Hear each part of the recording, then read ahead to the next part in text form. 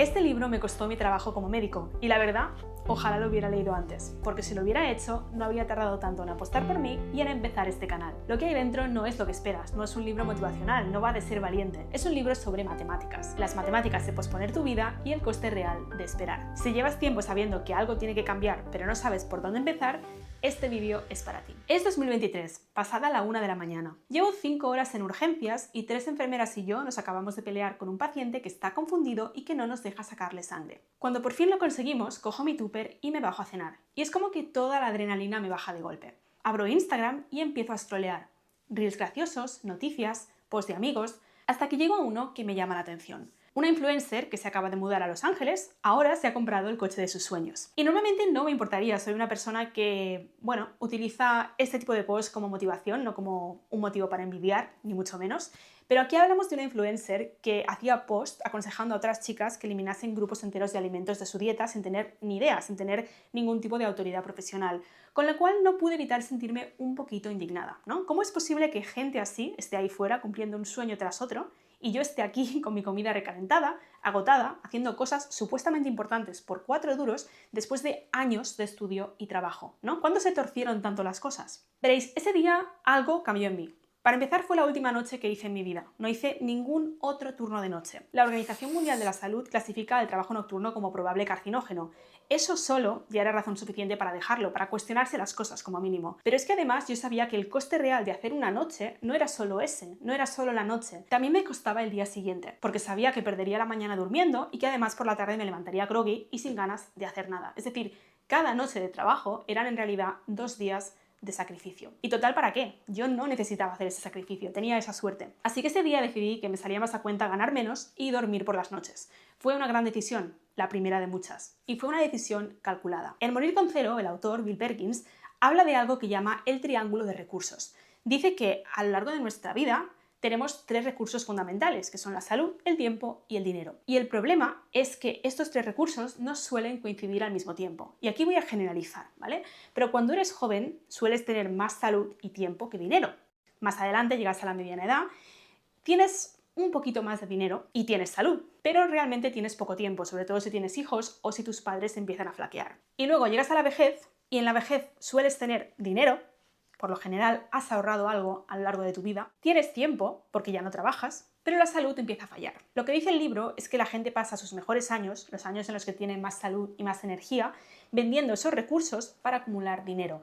Ese es el consejo tradicional, ¿no? Sacrifícate cuando eres joven, construye un patrimonio y luego disfrútalo más adelante. Y no estoy diciendo que sea mal consejo, pero sí que es verdad que trae algunos problemas y de eso hablaremos en un rato. Yo lo estaba haciendo exactamente así, estaba haciendo las cosas bien, cambiando noches, por tanto salud, y días de mi vida, por tanto tiempo, por un extra en la nómina para ahorrar algo más, que realmente tampoco necesitaba para vivir. Dejar las noches, de forma definitiva, fue la primera vez que tomé una decisión realmente optimizando para los recursos correctos. Pero mucho más que eso, ese día, con ese post de Instagram, me propuse dejar de posponer mi vida. No quería quedarme mirando al otro lado de la pantalla mientras otra gente cumplía sus sueños. Quería estar ahí cumpliendo los míos. Y tenía que actuar rápido, porque sabía el futuro que me esperaba. A veces unos huevos de Pascua te dicen todo lo que necesitas saber sobre tu futuro. Unos días antes de esta gran revelación, de esta gran epifanía, había estado trabajando en hematología, en el departamento de hematología. Y la verdad es que me encantaba trabajar ahí. El equipo de residentes era, majísimo, había muy buen rollo, ¿no? Pero ese día era jueves y como todos los jueves tocaba pase de planta con uno de los jefes,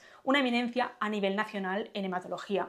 Y todo el mundo le tenía mucho miedo, había tensión en el ambiente. Esa mañana estábamos preparando el pase y a todo esto se me acercan 2 residentes más mayores que yo. Y hablo de médicos con como 10 años de experiencia, ¿no? Yo estaba haciendo mi residencia en Reino Unido y ahí las residencias son más largas. Total, que me dan una bolsa de huevos de chocolate. Y yo me quedé en plan, ¿what? Me dicen que le ofrezca huevos al jefe a la hora de comer. Que como yo no estoy normalmente en hematología, él no va a pensar nada, no se lo va a tomar mal. Y en ese momento yo estoy súper confundida. O sea, ¿por qué quieren estas 2 chicas que le den huevos de chocolate al jefe? O sea, y me dicen que los huevos son una indirecta. Que si no le recordamos que es la hora de comer cuando llegue la hora de comer, él seguirá el pase hasta la tarde y ese día no comeremos ninguna. Los huevos son simplemente para decirle de forma sutil que tenemos hambre. Y en ese momento no me lo podía creer. O sea, ¿no somos adultos? ¿No podemos tener una conversación normal sobre esto cuando llegue la hora de comer? Pues resulta que no. Y si queréis saber cómo acaba la historia, sí, le ofrecí los huevos al jefe. pero para cuando lo hice llevaban tanto tiempo en mi bolsillo que estaban medio deshechos y no quiso ninguno, con lo cual ese día no comimos. Al margen de la absurdidad de la situación, lo cual era bastante habitual en el hospital, nos encontrábamos con muchas situaciones así, más tarde lo estuve analizando en frío y me di cuenta de que si todo seguía igual, esa iba a ser mi vida en 5 años. Pelearme con todo el país por una plaza de residencia para acabar bailándole el agua a los jefes día tras día hasta que yo misma fuera jefa y otras personas me la bailaran a mí. La verdad es que se me ocurrían mejores formas de pasar los próximos 10 años de mi vida. Y además sabía que el momento de cambiar era ese. Estaba soltera, tenía pocos gastos, nadie a mi cargo y 27 años que no volvería a tener. Nada de eso iba a durar para siempre. En Morir con Cero, Bill Perkins dice que la mayoría de la gente piensa que solo muere una vez, ¿no? La muerte del final de la vida, la muerte que todos conocemos. Pero en realidad todos morimos varias veces a lo largo de nuestra vida. La versión de ti que cree en los Reyes Magos muere un día y esa inocencia desaparece. Tu yo universitario muere, tu yo soltero. La versión de ti que se mudó al extranjero, la que conducía tu primer coche, la que tenía hijos pequeños que ahora son mayores y ya no necesitan jugar contigo, la que podía andar durante horas y correr y escalar montañas. Muchas experiencias tienen fecha de caducidad, ventanas de oportunidad que se abren y se cierran, y a menudo esto pasa sin avisar. Nadie te dice cuándo tu hijo va a dejar de querer jugar contigo, o cuándo vas a tener una lesión que no te permita jugar a tu deporte favorito nunca más. Es posible que lo que estás posponiendo pierda su ventana de oportunidad, y por eso necesitas un plan. Yo en mi caso quería empezar un negocio que me diera opciones, quería sentir que estaba al mando de mi vida, no quería tener que usar huevos de chocolate para pedirle permiso a un jefe para ir a comer, y sabía que no habría mejor momento para absorber cualquier riesgo. Así que me lancé. Empecé poco a poco, primero sin dejar del todo la medicina, lo que hacía era iba trabajando con clientes aislados y ayudándolos con su estrategia en YouTube y a la vez esto lo iba combinando con turnos en el hospital. Pero sí que es verdad que más adelante pues empecé a trabajar con una agencia y ya el volumen de clientes y de trabajo pues me forzaron a tener que tomar una decisión algo más radical, ¿no? Quería probarlo, pero a la vez sabía que de un día para otro mis ingresos iban a depender exclusivamente de mis ideas y de mis resultados.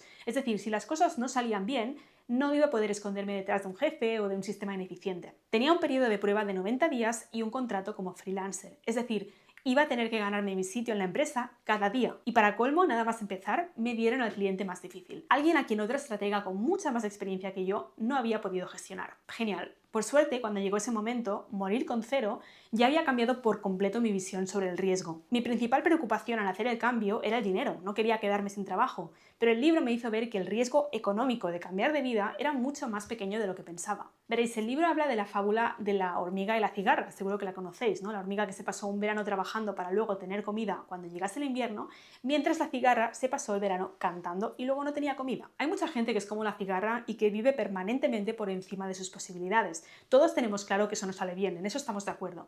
Pero el libro dice que ser la hormiga, al menos para siempre, tampoco es buena idea. Es como cuando tienes una camiseta favorita que no te pones porque te da pena que se desgaste, con lo cual siempre está en el armario. Te gusta tanto que nunca llegas a disfrutarla. Pero entonces, ¿qué sentido tiene tenerla? La hormiga hace lo mismo. Vive trabajando para un futuro que no tiene garantizado. Es lo que decíamos al principio de este vídeo, ¿no? Muchos jóvenes pasan sus mejores años intercambiando recursos muy valiosos como la salud y el tiempo por dinero. Y eso está bien visto socialmente. Tiene lógica y hasta cierto punto hay que hacerlo, ¿vale? No estoy animando a nadie a ser la cigarra eternamente, ¿no? Y mucho menos cuando eres joven.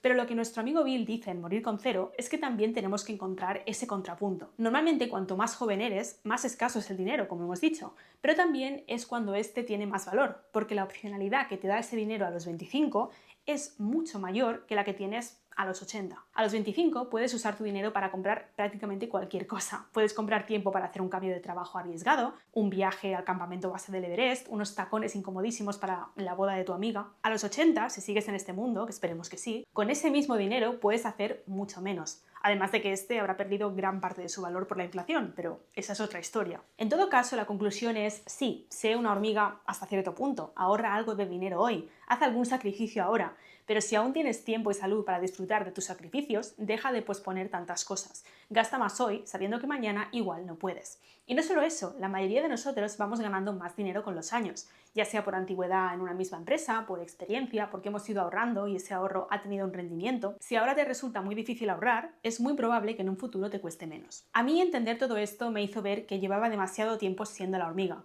Tenía un fondo de emergencia y pista de sobras para que, en el peor de los casos, si hubiera estado muchos meses sin ingresos, en caso de que mi cambio de carrera no hubiera salido bien, habría sobrevivido, habría estado bien. Y en ese escenario, en el peor escenario posible, hubiera vuelto al hospital y ya. De hecho, aún puedo hacerlo. Morir con cero me hizo entender que el riesgo era mínimo, que tenía que apostar por mí. Y soy consciente de que este no será el caso para todo el mundo. Habrá personas para las que un cambio así será mucho más arriesgado. Igual han sido la cigarra un poco demasiado, o aun haciéndolo todo bien, todavía no han podido acumular un colchón que les permita dar este paso con todas las garantías que tuve yo. Simplemente te cuento mi caso porque yo tenía una percepción distorsionada del riesgo de cambiar de vida, y estoy segura de que no soy la única. Así que evalúa tu situación con toda la objetividad que puedas. Haz tus cálculos y toma una decisión lógica, una decisión racional. No necesitas ser valiente para cambiar tu vida, solo necesitas saber 3 cosas. 1. ¿Qué experiencias quieres vivir en tu vida? 2. ¿En qué momento, a qué edades, en qué etapa tiene sentido vivirlas? Y 3. ¿Qué puede esperar y qué no? Porque tu ventana de oportunidad para hacer esa cosa se va a cerrar, o porque el paso que quieres dar nunca va a ser menos arriesgado de lo que lo es ahora. Cuando tienes claro esto, puedes crear un plan y empezar a moverte. Y si quieres herramientas para hacer ese cambio a través del contenido de la marca personal, como lo hice yo, en la descripción te voy a dejar unos cuantos recursos que te van a ayudar.